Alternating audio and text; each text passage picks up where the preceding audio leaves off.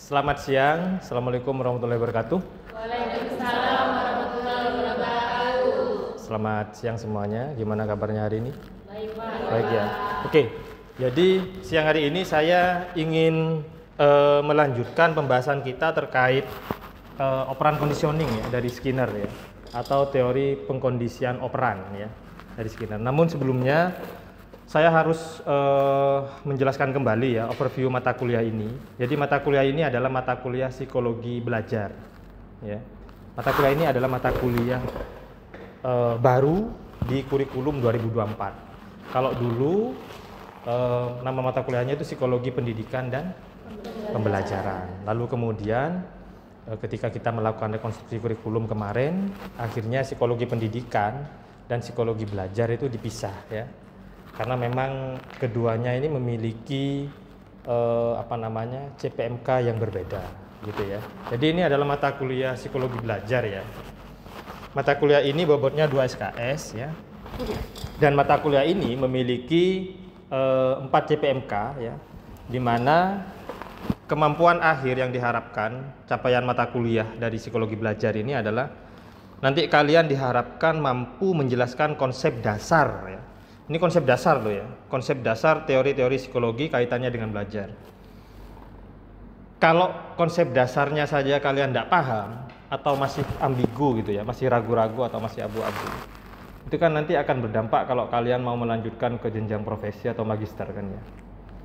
Bagaimana mungkin kalian nanti bisa menjadi seorang praktisi psikolog yang benar kalau pemahaman terhadap teori dan konsep dasar psikologinya masih salah, ya kan?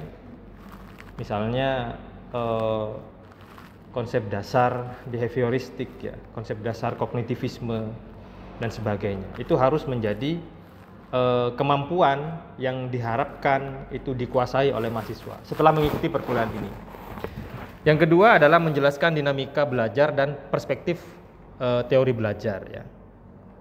Dan CPMK yang ketiga diharapkan mahasiswa mampu melakukan analisis dan menerapkan konsep-konsep serta teori psikologi belajar untuk menggambarkan, mengidentifikasi masalah dan sebagainya. Lalu yang keempat, supaya mahasiswa nanti mampu mengevaluasi dan mengembangkan strategi intervensi berbasis psikologi belajar. Itu nanti dibaca sendiri kan, di RPS-nya sudah saya berikan kan ya. Baca sendiri ya. Oke. Nah, jadi materi kita pada siang hari ini yaitu adalah operan conditioning dari B.F. Skinner ya. Di mana penyampaian materi pada perkuliahan siang ini yaitu sebagaimana di RPS adalah dengan kuliah dan diskusi ya. Dengan kuliah dan diskusi. Adapun nanti kalau penilaiannya saya akan meminta nanti kalian mempresentasikan ya mungkin overview dari mata kuliah yang sudah saya sampaikan, materi yang sudah saya sampaikan, itu nanti mungkin bisa kalian rangkum dan presentasikan kembali, itu akan menjadi penilaiannya. Oke, saya langsung saja ke materi ya.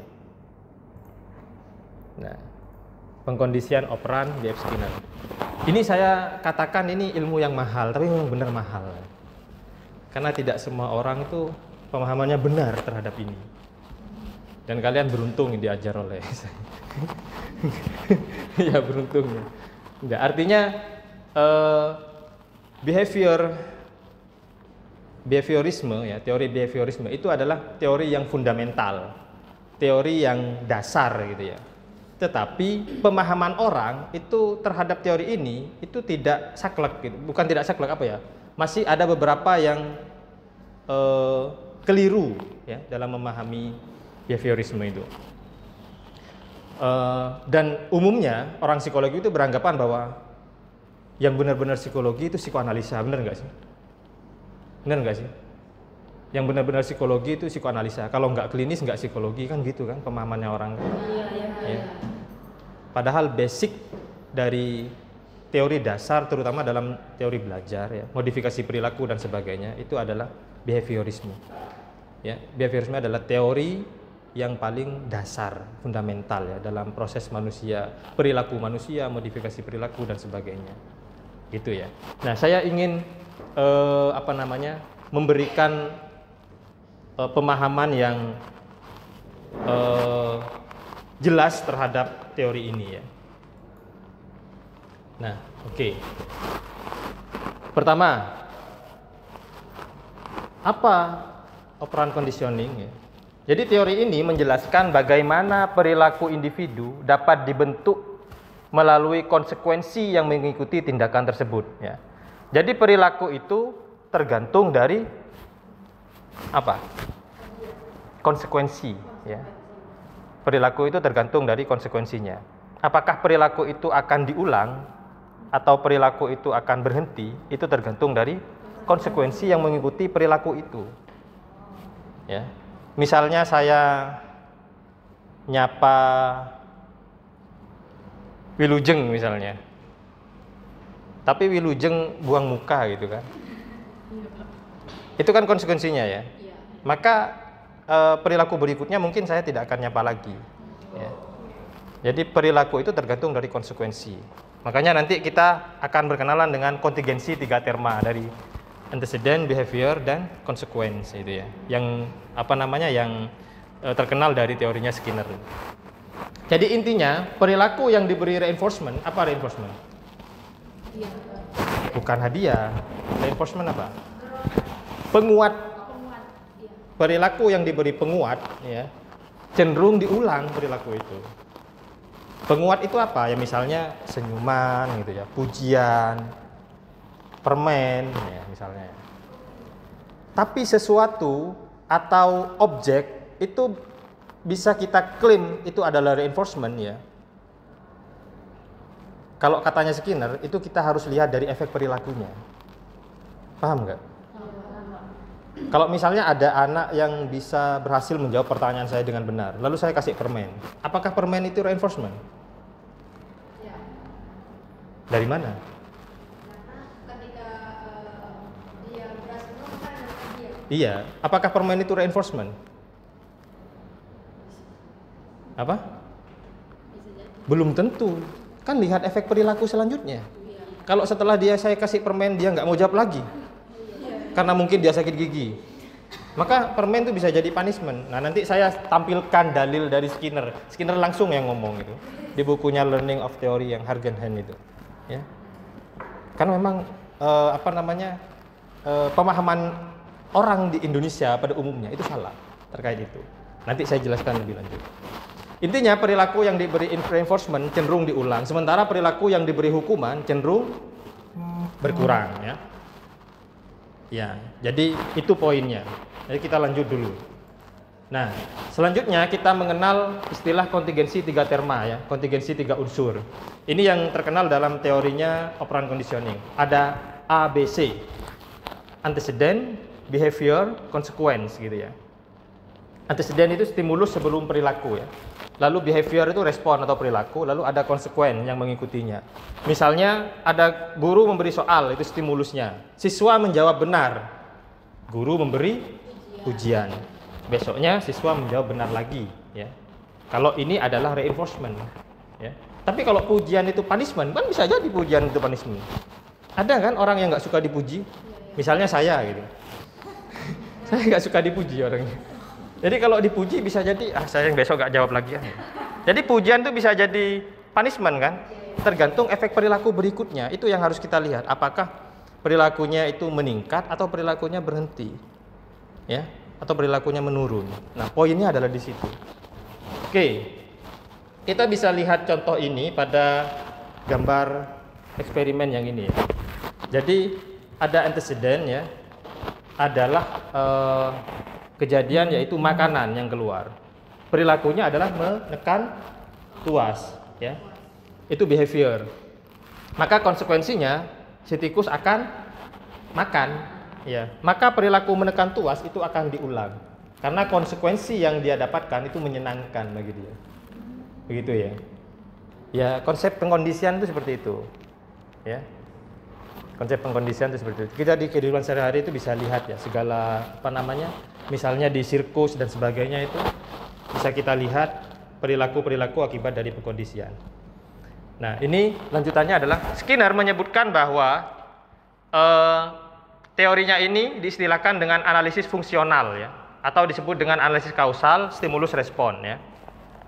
Jadi analisis fungsional ini bertujuan untuk menemukan hubungan antara stimulus atau kondisi yang mendahului perilaku, respon terjadinya perilaku, dan konsekuensi yang mengikutinya, sehingga nantinya dapat diprediksi dan dikendalikan sebuah perilaku itu. Ini kan menjadi teori dasar dalam modifikasi perilaku. Kalau kita belajar modifikasi perilaku itu nggak lepas dari behavioris ini. Jadi kita bisa mengendalikan, memprediksi perilaku apa yang akan muncul itu sudah bisa dari stimulus, respon, dan konsekuensi gitu ya. Karena apa? Inti dari analisis fungsional itu perilaku tidak terjadi secara random. Nggak ada perilaku itu tiba-tiba random, spontan, gitu, nggak ada. Ya. Misalnya tiba-tiba kamu gini kan nggak ada. Mesti ada apa sebabnya gitu ya. Pasti ada sebab ya. Makanya ada akibat gitu ya.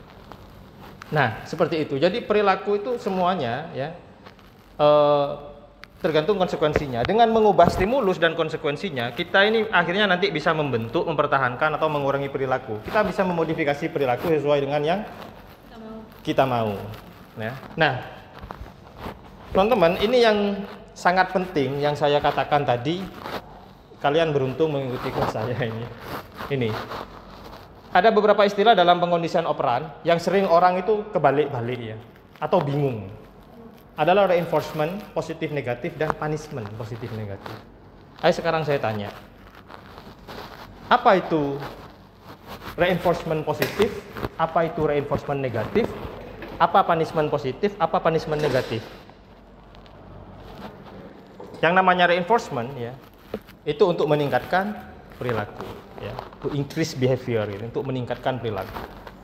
Kalau yang namanya punishment itu decrease behavior, untuk menurunkan perilaku, untuk menurunkan peluang terjadinya perilaku di masa depan, gitu kan. Kalau reinforcement to increase behavior, untuk meningkatkan probabilitas terjadinya perilaku itu di masa depan. Itu poinnya ya. Kalau positive reinforcement, nah positif itu berarti ada sesuatu yang diberikan. Orang Indonesia cenderung salah mengartikan positif dan negatif itu sebagai baik buruk, itu salah ya. Misalnya tamparan, negatif itu. Enggak. Ada nanti dalilnya saya tunjukkan itu dari Skinner. Misal ditampar, enggak. Jadi positif itu artinya plus itu adalah sesuatu yang diberikan. There is something given to increase behavior. Ada sesuatu yang diberikan supaya perilakunya meningkat. Nah sekarang kalau negatif reinforcement itu meningkatkan perilaku apa menghentikan perilaku? Hah? Meningkatkan, reinforcement meningkatkan. Terus maksudnya bagaimana ini? Ada nggak yang bisa ngasih contoh kira-kira? Hah? Caranya negatif. Maksudnya gimana? Nah itu, kamu terjebak pada pada stigma yang mengatakan bahwa positif itu baik, negatif jelek. Enggak, seperti itu. Jadi sekali lagi, positif itu adalah plus kan, ditambahkan. Kalau negatif berarti berarti ada sesuatu yang diambil tetapi perilakunya meningkat. Bingung kan? There is something missing to increase behavior. Ada sesuatu yang diambil, there is something taken gitu ya, to increase behavior. Ada sesuatu yang diambil tapi perilakunya meningkat. Bingung kan? Untung saya jelaskan, makanya saya bilang mahal ini. Contohnya apa? Saya kasih satu contoh. Ada anak yang berhasil mendapatkan nilai 100, orang tuanya sudah kamu nggak usah nyapu. Kan ada sesuatu yang dihilangkan. Perilaku mendapatkan nilai 100 dia ulang. Paham ya? Jadi ada sesuatu stimulus yang tidak disenangi itu diambil. Perilakunya meningkat. Paham? Itu negatif. Negatif reinforcement. Negatif kan berarti ada sesuatu yang diambil, dikurangi, tapi perilakunya meningkat karena reinforcement. Behaviornya increase ya, meningkat ya. Contohnya, karena kamu berhasil pulang tepat waktu, kamu nggak usah cuci piring. Iya kan? Perilakunya meningkat, besok dia pulang tepat waktu lagi, nggak usah cuci piring lagi. Nah itu negatif reinforcement. Oke, kalau punishment jelas ya, ada sesuatu yang kalau positif punishment, ada sesuatu yang diberikan, tapi perilakunya berkurang. Misalnya, karena dia terlambat, oke, saya tempeleng. Tempeleng itu positif apa negatif? Nah itu yang salah. Positif. Kan diberikan. Oh iya, iya. Positif. Tempelengan diberikan nggak? Oh iya, kan dari kurang. Oh iya. Iya, kan diberikan. Karena kamu terlambat, saya tempeleng. Terus Positif. perilakunya berhenti. Bingung masih ya? Nanti saya tunjukkan tabelnya dan saya tunjukkan videonya. Lengkap loh. Ini saya Nah, nanti kalian boleh berdebat tuh sama kalau kalian lanjut profesi, kalau dosennya masih ragu-ragu. Serius ya? Oke, ini saya tunjukkan. Kan mahasiswa itu kan males baca ya. Jadi saya fotokan bukunya. Ini bukunya Theories of Learning dari Hergenhen itu. Yang ini dari Skinner sendiri ini. Istilahnya kalau di agama ini hadis ya, dalil. Skinner sendiri yang bilang, bukan saya loh ya. Sebuah penguat positif, entah itu primer atau sekunder, adalah sesuatu yang apabila ditambahkan ke situasi oleh suatu respon tertentu akan meningkatkan probabilitas terulangnya respon tersebut. Oke, berarti jika sesuatu ditambahkan, perilakunya meningkat. Dikasih permen, itu kan diberi, perilakunya meningkat. Dikasih pujian, perilakunya meningkat. Oke. Sebuah penguat negatif, entah itu primer atau sekunder, adalah sesuatu yang jika dihilangkan akan meningkatkan probabilitas terulangnya respon tersebut. Sama kan? Iya. Karena kamu berhasil juara 1, kamu tidak perlu lagi mencuci piring. Besok kamu juara 1 lagi. Karena kamu sekarang pulang tepat waktu, maka kamu nggak perlu nyapu kalau pagi. Oke, paham nggak? Oke, iya, paham. Terus kalau, nah ini lagi, perhatikan bahwa penguatan positif tidak disebut positif lantaran respon tersebut menghasilkan sesuatu yang menyenangkan. Jadi positif itu bukan karena ini menyenangkan atau ini tidak menyenangkan. Ya. Positif negatif bukan di situ. Demikian pula penguatan negatif tidak disebut negatif lantaran respon tersebut buruk, salah. Ini kan selama ini orang di Indonesia itu persepsinya adalah kalau positif itu baik, kalau negatif itu kita hilangkan ya. Jadi kalau positif itu adalah add gitu ya, ditambah, kalau negatif berarti dikurangi. Itu. Jadi Skinner nggak berbicara norma ini, dia nggak berbicara baik buruk, nggak ada. Oke? Nah, ini yang tidak kalah penting. Skinner 53 tidak mengemukakan kaidah yang mesti diikuti untuk ini ya. Dia mengatakan bahwa apa sesuatu itu menguatkan atau tidak akan hanya dapat dipastikan melalui efek terhadap perilaku. Paham nggak? Jadi kalau misalnya, kecuali uang ya, karena uang itu adalah penguatan general reinforcement. Kalau uang itu general reinforcement, uang nggak mungkin jadi punishment. Kamu kasih uang pasti suka, ya kan? Dan perilakumu akan pasti diulang. General reinforcement itu uang. Selain uang, sesuatu itu kita bisa pastikan apakah itu reinforcement atau negatif, apakah punishment, itu lihat dari efek perilaku selanjutnya. Paham ya? Nah, untuk lebih jelas, pokoknya keluar dari sini kalian pinter nanti ini. Nah, ini. Positive reinforcement, ya. Ini tanda panah ini adalah meningkatkan perilaku ya. Ya. Kalau pada anjing itu ada sesuatu yang diberikan supaya dia perilakunya meningkat. Oke. Kalau negatif berarti ada sesuatu yang diambil dari dia, tapi perilakunya meningkat. Paham ya? Kalau punishment ada sesuatu yang diberikan, pukulan, supaya perilakunya berhenti. Kalau negatif punishment ada sesuatu yang diambil supaya perilakunya berhenti. Kan jelas kan? Kalau pakai gambar gini baru jelas. Iya. Oke, saya tunjukkan video YouTube. Tadi saya sudah buka, suaranya keluar nggak ya ini ya? Kok malah video saya ini?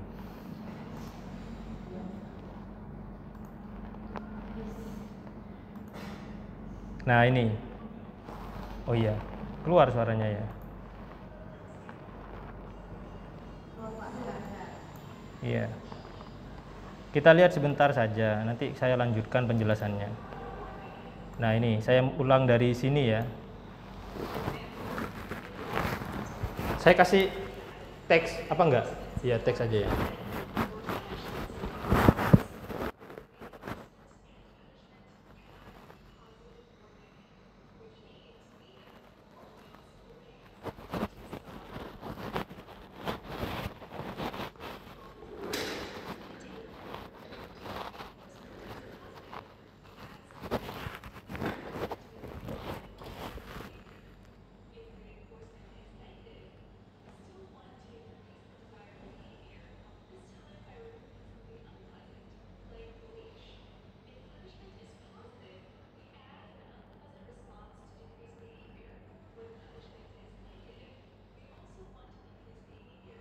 Kesimpulannya seperti ini ya. Kesimpulannya seperti ini. Jadi something's given to dogs ya. Sesuatu diberikan kepada anjing to increase behavior, ya. Likelihood of behavior repeat being repeat itu. Jadi ada sesuatu yang diberikan supaya perilakunya meningkat. Itu positive reinforcement. Ada sesuatu yang diambil, something is taken from dog itu ya.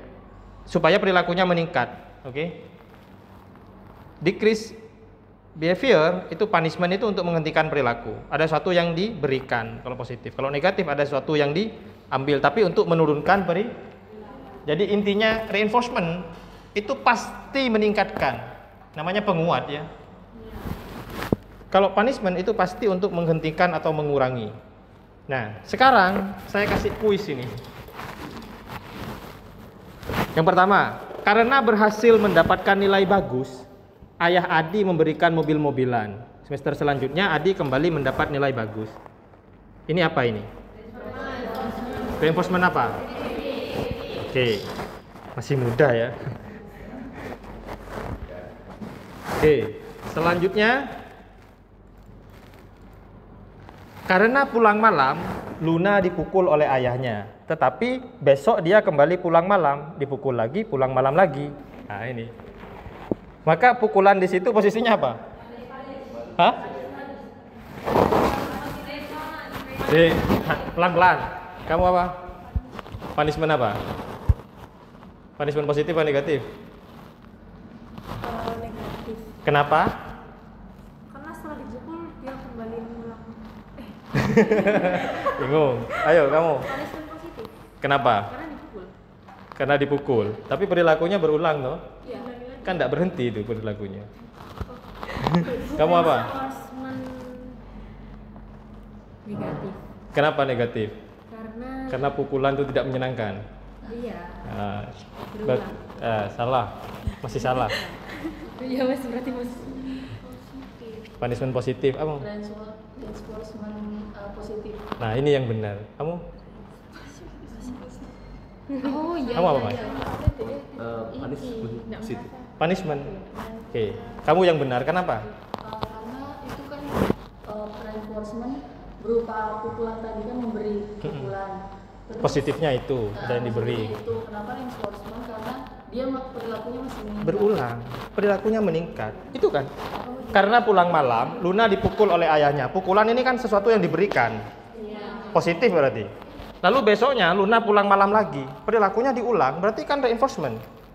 Jadi pukulan di situ itu bukan punishment, tapi justru pukulan itu adalah reinforcement positif. Kita selama ini banyak menganggap bahwa tindakan yang kita berikan itu sudah punishment, tetapi kenyataannya itu justru menjadikan reinforcement.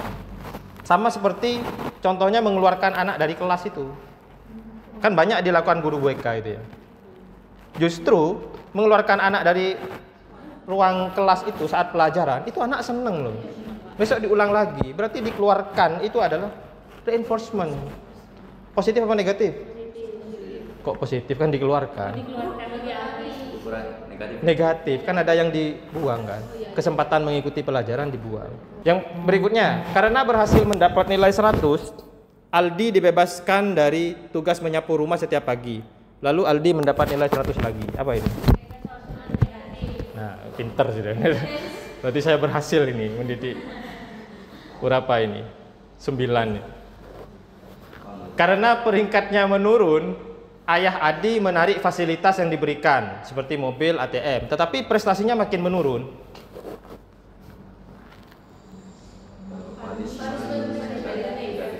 Hah? Oke, yuk. Ayah karena prestasinya menurun, ayah menarik fasilitas. Prestasinya makin menurun. Nah, ini reinforcement nih. Kan perilakunya makin menurun itu. Berulang. Iya kan?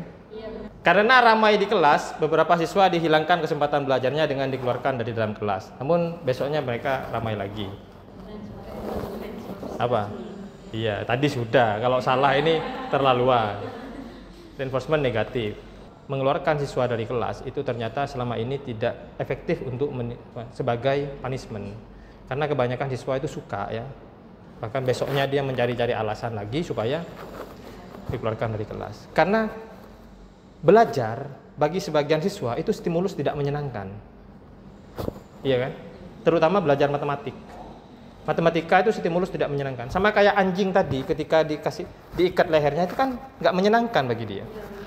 Ya kan? Maka melepaskan ikatan itu, melepaskan stimulus matematik itu, ya, itu justru akan meningkatkan probabilitas dia pengen keluar lagi, bikin ribut lagi, keluar lagi, gitu. Itu ya. Oke, selanjutnya Putri, siswi yang cerdas, dia berhasil menjawab pertanyaan yang diberikan guru. Akhirnya guru kasih permen. Besoknya Putri tidak mau menjawab pertanyaan guru lagi.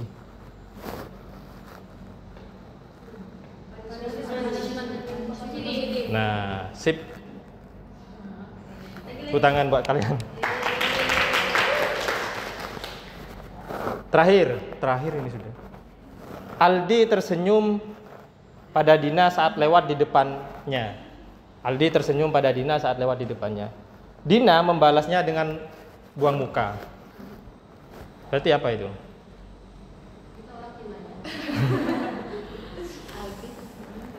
Iya.